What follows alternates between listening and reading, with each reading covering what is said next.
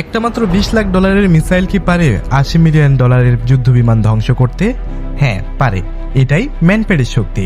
1999 সালে কার্গিল যুদ্ধে পাকিস্তান এই অস্ত্র দিয়ে ভারতীয় বিমান বাহিনীকে এমন ধাক্কা দিয়েছিল যে পরে ভারত $1 মিলিয়ন খরচ করে ম্যানপ্যাড কিনতে বাধ্য হয়েছিল।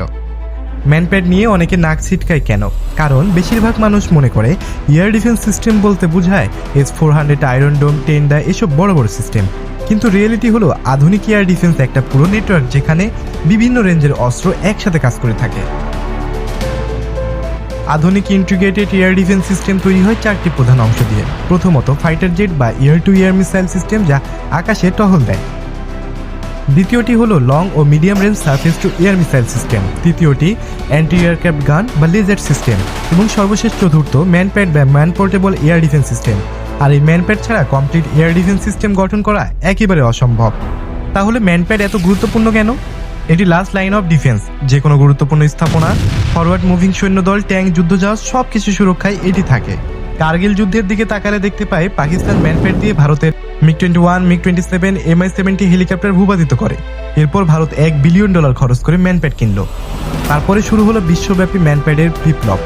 চীনের কাছে প্রায় 50,000 ম্যানপ্যাড রয়েছে। আমেরিকার বহরে রয়েছে 13,000 স্টিঙ্গার মিসাইল। ইউরোপ নতুন টেকনোলজিতে বিনিয়োগ করে চলেছে। ইউক্রেন যুদ্ধ তার প্রমাণ। ইউক্রেন যুদ্ধে ম্যানপ্যাড দিয়ে শত শত রাশিয়ান হেলিকপ্টার, বিমান, এমনকি ক্রুজ মিসাইল ভূপাতিত করা হয়। এটি এখন প্রমাণিত যে হিট সিকিং এই মিসাইল লো ফ্লাইং জোনের যে কোনো আকাশযানের জন্য সবচেয়ে কার্যকর এবং সস্তা সমাধান।